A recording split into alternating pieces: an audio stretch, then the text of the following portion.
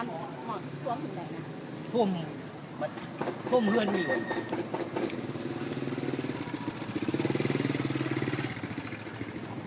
พื้นที่อะไรแต่งไร่ได้ไร่พื้นที่น้ำท่วมหลายได้มือ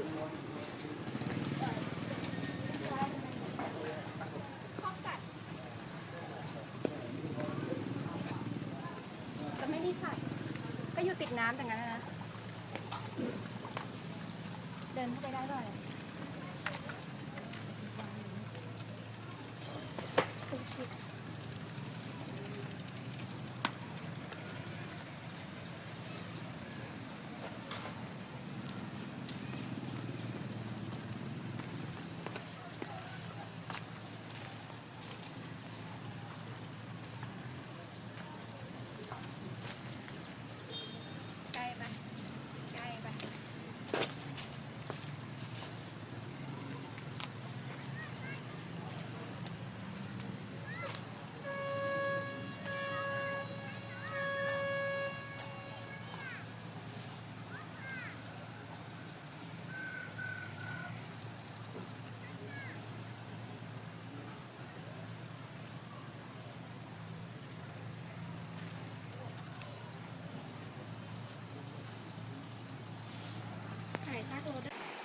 อันนี้ดูสะอาดกว่าเมื่อวานนี่เลยดูขาวดูโปร่งอันนั้นดูแบบโอ้โหอันนั้นดูลูกชายขี้เกียจดูชายติด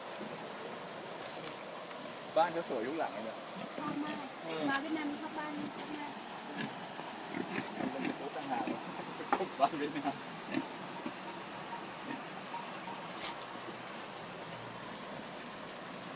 ไม่มีกลิ่นด้วยนะก็อยู่ใกล้น้ำมันล้างหมดระวังข้างหลังนะ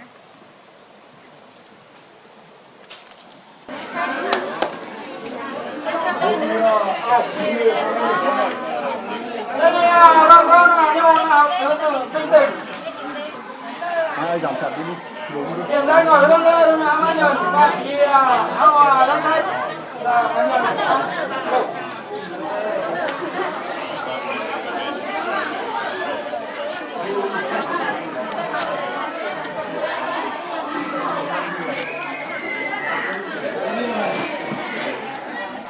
là bà Hùng ơi, cái tuần tuổi là về sau là đến người đó. Đi phòng đi đâu? Thế nên nó chiều đi từ đầu nữa. Còn cái là ông chụp ảnh nào cũng được. Chưa làm vừa hết. Con thấy vừa bị bao lần nhá. Con thấy. Làm không đi đâu chưa? Cái bài tư này là nó tí là hơi có nhiệt nước rồi. Đúng chưa? đi đây giờ đây đi đó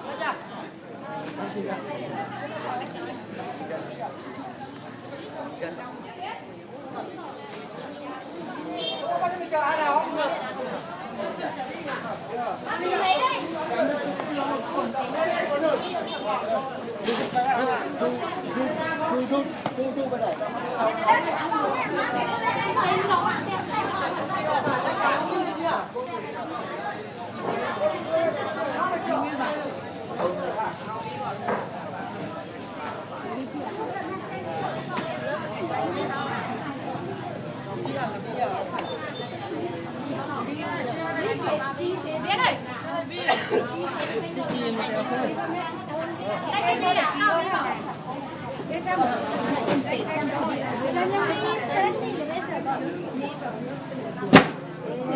Mi cái này bỏ mi cái này lỡ men mi bay tiền cho mà mi làm này đẹp hàng tên hao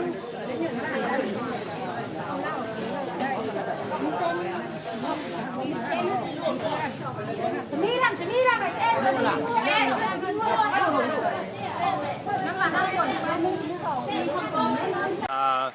We're here in Yin Tin commune in Dung Sung district of Nakhon province.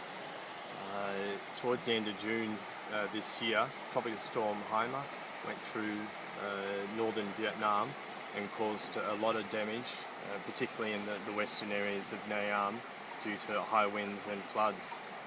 Further rains falling in Laos resulted in a lot of water coming down the rivers out of Laos, which led to a serious flooding here in Nayam, in the western districts of Nayam. It's the worst flooding that they'd seen for the last 60 years. Last month we came here with the Nayam Department of Agriculture and Rural Development, and we held a community workshop with some of the villagers and animal owners here to discuss how the floods had affected their animals and their livelihoods, and what their priorities and needs were. In these areas of Vietnam, there is a lot of poverty. They're quite far removed from the main areas, particularly the coastal areas. There's also a lot of ethnic minorities. This particular district borders Laos to both the north and the south. And the people here are very reliant, or animals form a large part of their livelihood, because there is very little flat ground around here, so they cannot grow rice. During the assessment, their biggest priorities we found, the first one was disease in the animals, so it was support for veterinary services, but it was also repair to animal shelters. A lot of people keep their animals in the forest, not with them close by, so they're not able to keep an eye on their animals and see when they're sick. The shelters here are very simple, just thatch, so we've been trying to provide support with plastic sheeting to make the shelters more weatherproofs. This will be particularly important during the winter months. In these mountainous areas it gets very, very cold, and animals at risk of getting hypothermia. For the veterinary services, we've provided veterinary kits with some surgical instruments, syringes, a cool box for keeping syringes cool, and a carry bag, as well as some fridges, so that the district is able to maintain stores of vaccine in some of these remote areas, as particularly after floods the roads get heavily damaged, so some of these communities get very isolated.